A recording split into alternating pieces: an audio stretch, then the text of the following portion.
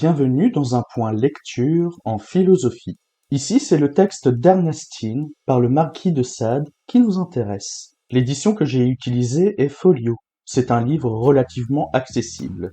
Le texte original est paru en 1800 dans le recueil Les Crimes de l'amour. L'auteur, Donatien Alphonse François de Sade, dit le marquis de Sade, né en 1740 et mort en 1814, est surtout connu pour ses œuvres érotiques et pornographiques, alors qu'il était homme de lettres et philosophe. Toute son œuvre prend place dans un cheminement de pensée qui met en avant l'émancipation humaine, notamment un détachement de l'autorité d'un monarque et une remise en question de la religion, notamment catholique. En effet, ces schèmes sociaux et politiques ne permettaient pas aux hommes et aux femmes d'atteindre le bonheur. Ils inhibent l'amour qui, pour l'auteur, est un guide naturel de l'action humaine. Il s'agit d'une philosophie de la déconstruction et du plaisir immédiat. Ce dernier vit dans l'accumulation, c'est de l'hédonisme.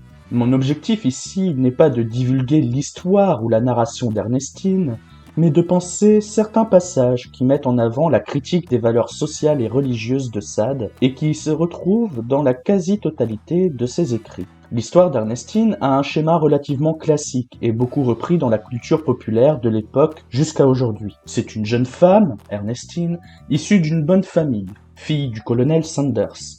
Elle tombe amoureuse du jeune Hermann, mais celui-ci est convoité par la veuve Scholz. Ernestine, elle, est convoitée par le comte Oxtiern. Un complot est monté par les familles pour faire tomber en disgrâce Hermann aux yeux d'Ernestine, qui est envoyé à l'autre bout du pays avec Oxtiern.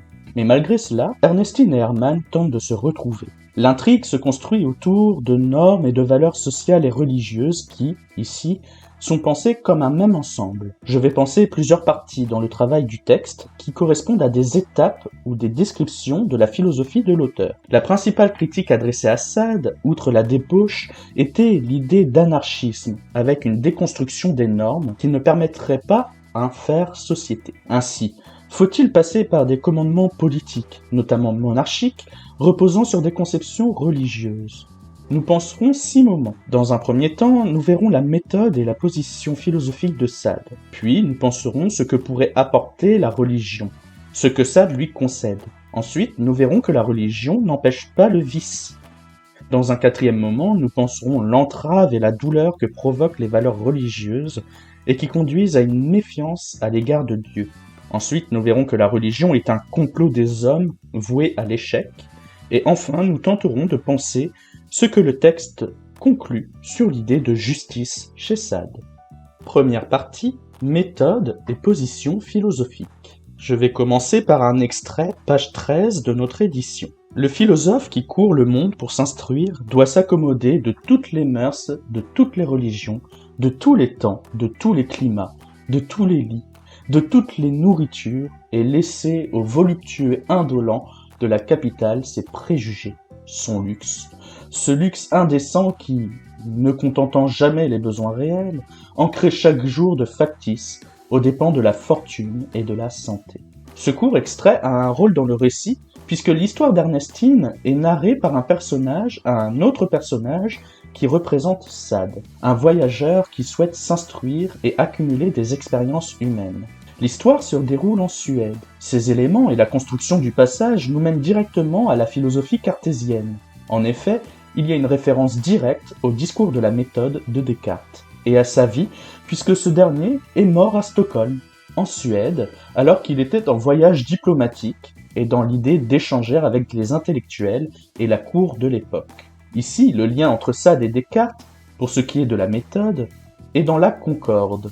Le philosophe doit voyager pour accumuler des connaissances, apprendre et acquérir de l'expérience. Il s'agit également d'user du doute hyperbolique, c'est-à-dire de remettre en cause tout ce qui est susceptible de nous influencer dans la pensée, notamment nos préjugés. Les préjugés nous conforteraient dans une mauvaise voie, dans des besoins factices qui nous troubleraient, tel un cercle vicieux. Cela nous priverait, selon Sade, de la fortune et de la santé. La fortune, c'est le hasard ou la chance. C'est une forme de fatalité de la vie à laquelle nous devons nous confronter parce que c'est imprévisible et enrichissant pour nos expériences.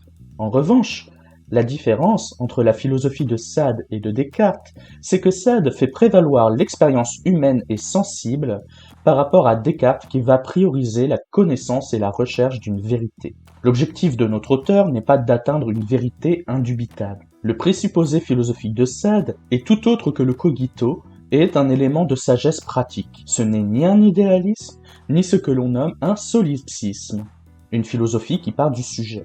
Les voyages permettent aux philosophes de comprendre la nature humaine et la société avant toute autre chose. Il est à comprendre que les normes sociales, politiques ou religieuses écartent l'homme de la nature. C'est ce qui est intéressant à observer, puisque dans chaque lieu du monde, ces lois sont différentes. Toutes ces pratiques sont liées à la notion de vertu, c'est-à-dire à l'idée que doit être fait ce qui doit être fait pour notre bien.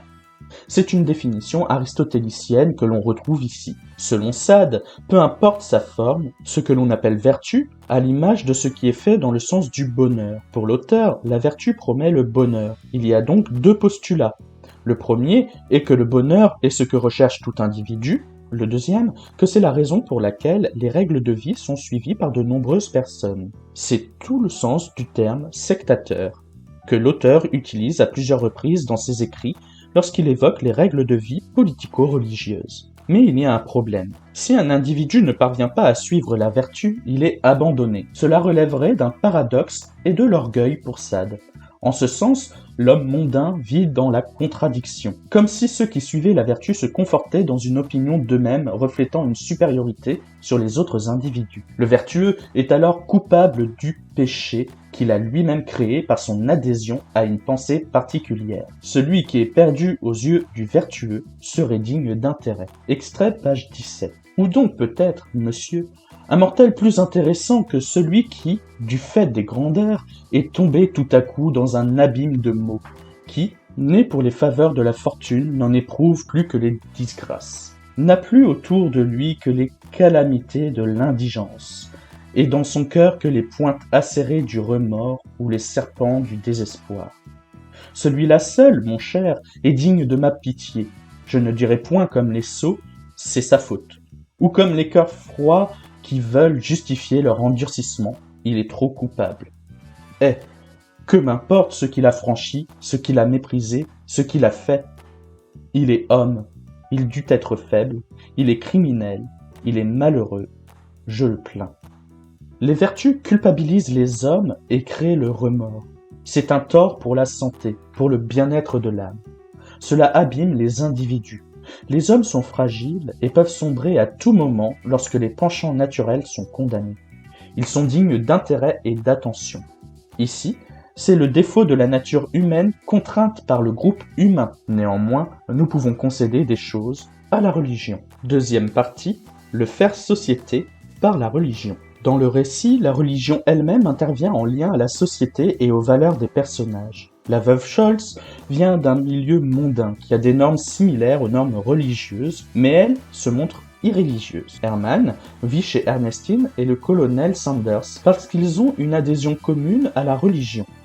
Il y a une cohésion spirituelle qui se démontre dans la prière. La veuve Scholz pense ou pressent que Hermann y va aussi pour côtoyer Ernestine, mais ce dernier est conscient de la distance socio-économique entre eux. Pour ce qui est du colonel Sanders, il accepte Hermann.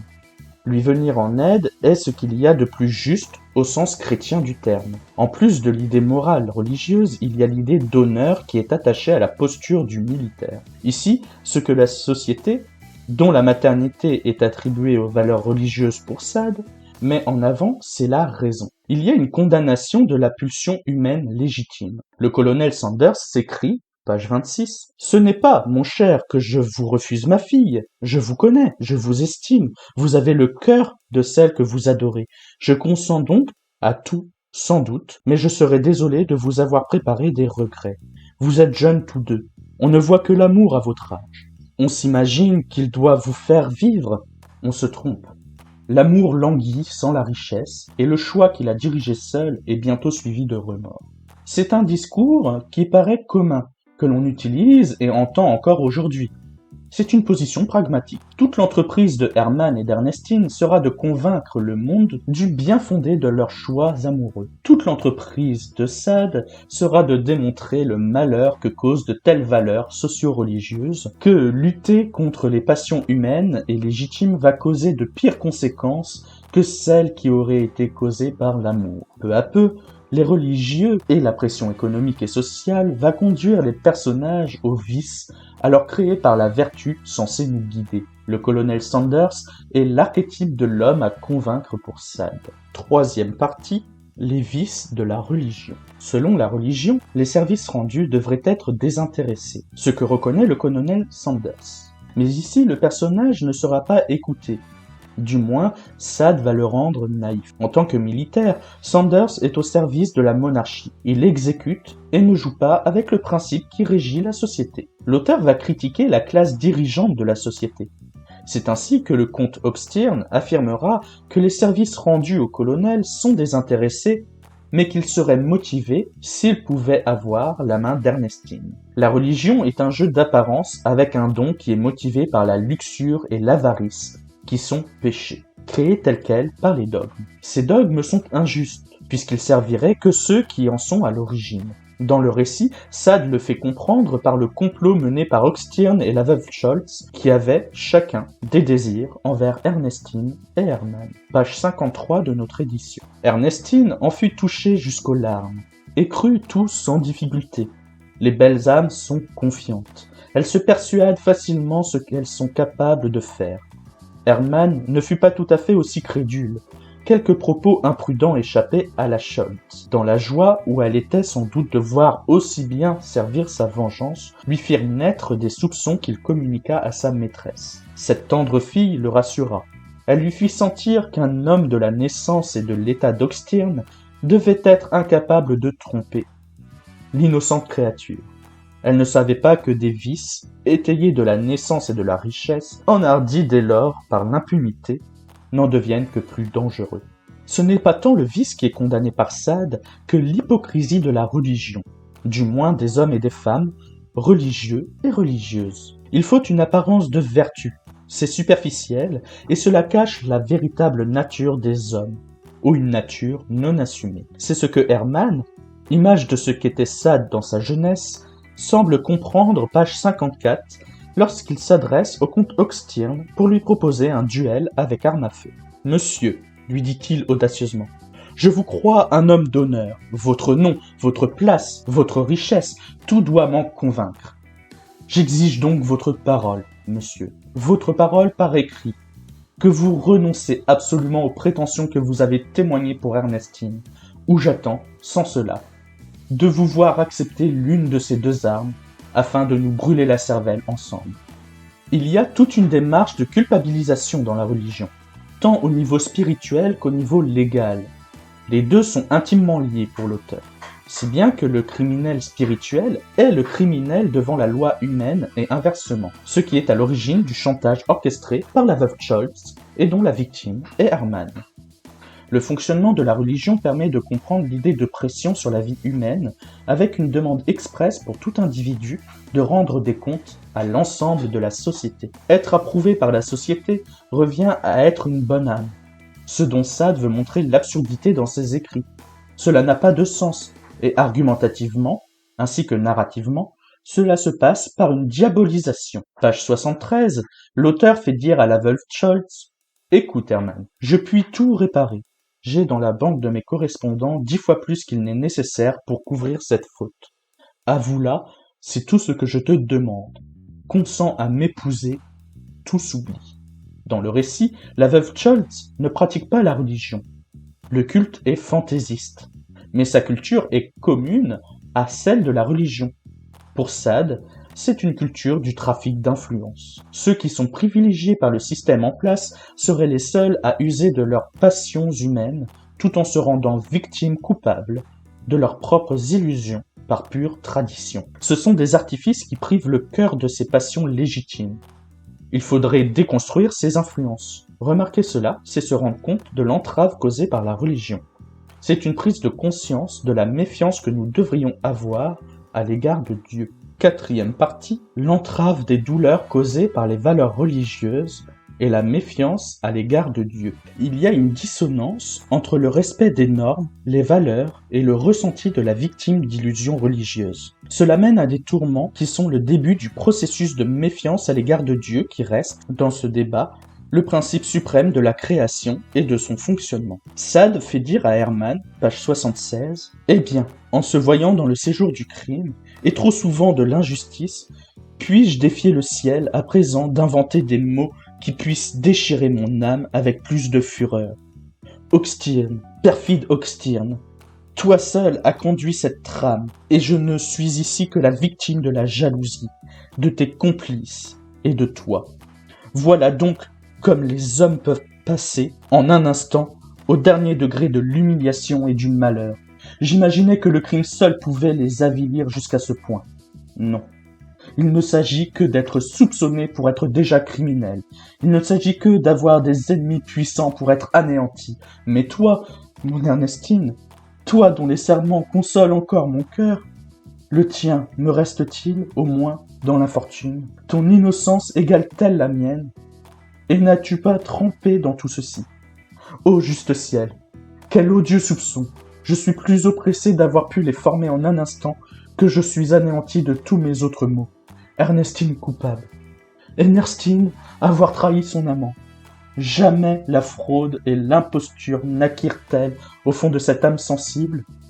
Et ce tendre baiser que je savoure encore, ce seul et doux baiser que j'ai reçu d'elle, peut-il avoir été cueilli sur une bouche qu'aurait avili le mensonge?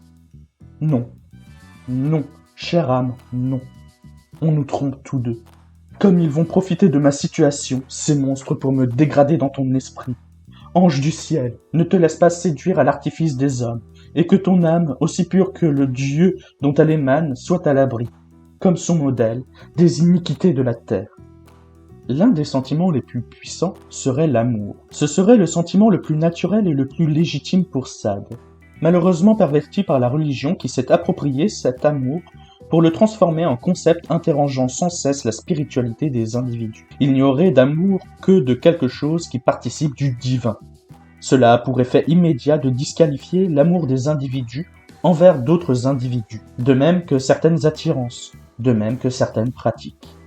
Mais même dans une forme plus classique et pensée légitime dans un cadre spécifique proposé par la religion, cet amour est limité. Ainsi, des individus amoureux au sens concret, terrestre et sensuel, peuvent souffrir des restrictions religieuses. Les dogmes religieux font souffrir. Les individus doivent s'en rendre compte. Sade, sous les traits du narrateur du récit, écrit page 78 de notre édition, « Les traits d'un Dieu si doux dans le monde ne sont plus pour lui que des couleuvres qui le déchirent. 1000 chimères l'offusquent à la fois. Tour à tour crédule et soupçonneux, craignant et désirant la vérité, détestant, adorant l'objet de ses feux, l'excusant et le croyant perfide, son âme, semblable au flot de la mer en courroux, n'est plus qu'une substance molle, où toutes les passions ne s'imprègnent que pour la consumer plutôt. » Il y a un champ lexical et conceptuel de l'illusion et de la confusion. Dieu est associé à quelque chose de liberticide et d'annihilant. Les individus ne peuvent plus agir et ressentir comme ils l'entendent. Nous pourrions croire que la religion n'est dans l'intérêt de personne. Pourtant, c'est un complot monté par des groupes d'individus aux intérêts particuliers. Cinquième partie, la religion est un complot des hommes et des femmes. Les dirigeants politiques n'usent que d'artifices pour le malheur des individus lambda. C'est en ce sens que leurs entreprises sont vouées à l'échec. Les prières des victimes sont vaines, ce que nous fait comprendre Sade tout au long du récit. Page 90, Ernestine s'écrie « Être suprême, je n'ai plus que toi pour protecteur. N'abandonne pas l'innocence aux mains dangereuses du crime et de la scélératesse. » La veuve Scholz explicite et n'est pas dupe du rôle de la religion dans l'argumentation de Sade qui met en elle l'imposture dirigeante et mondaine. Il ne s'agit pas de prier Dieu ici, il est question de répondre. Le sénateur ne vous en impose point. Votre Hermann m'a volé 100 000 ducats. Il était à la veille de venir vous enlever lorsque tout s'est heureusement su. Peu importe le dévouement que les individus exercent envers Dieu, les affaires terrestres ne sont gérées que par les hommes et les femmes. Pour Sade, il ne faut pas confondre la spiritualité et la religion qui cache en réalité une politique castratrice, dans le sens que les individus ne puissent plus être passionnés. La religion inverserait les passions légitimes. L'amour, guide naturel de l'action, serait la vertu véritable pour Sade, parce qu'elle permet la fidélité à des êtres terrestres, donc qui ne peuvent pas tromper, autant que des concepts abstraits soumis à interprétation. Ainsi, Sade, dans la bouche d'Ernestine, qui va se rendre compte du complot religieux, va prendre un raisonnement sensé pour apparenter les valeurs religieuses à de l'ignominie, du moins leur implication dans la politique créatrice d'injustice. Page 94. Jamais il n'est permis de commettre un crime pour en empêcher un autre. Je connais assez mon amant pour être certaine qu'il ne voudrait pas jouir d'une vie qui m'aurait coûté l'honneur. À plus forte raison ne m'épouserait-il pas après ma flétrissure. Je me serais donc rendu coupable, sans qu'il en devînt plus heureux. Je le serais devenu, sans le sauver, puisqu'il ne survivrait assurément pas à un tel comble d'horreur et de calomnie. Laissez-moi donc sortir, monsieur. Ne vous rendez pas plus criminel que je ne vous soupçonne de l'être déjà. J'irai partager son effroyable sort. Je périrai, du moins, digne d'Hermann, et j'aime mieux mourir vertueuse que de vivre dans l'ignominie. Les individus lambda, qui ne dirigent pas et ne prennent pas part à la religion, qui ne veulent que vivre, sont les victimes de la morale vicieuse de la religion et du régime monarchique liberticide. Les contradictions dans lesquelles se plongent les défenseurs de la religion ne se maintiennent que par leur position dominante. Le concept religieux est un échec. C'est ce qui rend le monde injuste pour tout individu. 6e partie, l'idée de justice. La première injustice à laquelle mènent la politique et la religion est celle de nous égarer sur la nature de l'homme. Le récit d'Ernestine est fini, c'est le voyageur, philosophe à l'image de Sade, qui reprend la parole pour conclure sur le thème. Page 108 de notre édition. Personne n'est plus indulgent que moi, monsieur, pour toutes les fautes où notre organisation nous entraîne. Je regarde les malfaiteurs au milieu des honnêtes gens, comme ces irrégularités dont la nature mélange les beautés qui décorent l'univers. Mais votre Hochstirn, et particulièrement la Scholz, abuse du droit que les faiblesses de l'homme doivent obtenir des philosophes. Il est impossible de porter le crime plus loin. Il y a dans la conduite de l'un et de l'autre des circonstances qui font frissonner. Abuser de cette malheureuse, pensant qu'il fait immoler son amant, la faire assassiner ensuite par son père, sont des raffinements d'horreur qui font repentir d'être homme, quand on est assez malheureux pour partager ce titre avec d'aussi grands scélérats. La notion de faute est à comprendre au sens propre. L'organisation humaine culpabilise l'homme qui doit être parfaitement maître de lui, le plaçant dans une omniscience supposée de ses actes et leur implication. Celui qui ne respecte pas l'organisation est un malfaiteur, bon gré ou malgré lui. Ce n'est pas grave dans la plupart des cas pour Sade. C'est pour cela que les cas d'Hochstirn et de Scholz sont dits abusifs. Mais plus encore, ils abuseraient d'un droit. Il s'agit d'être précis, puisqu'ici ce droit serait celui que les hommes et les femmes auraient grâce aux philosophes.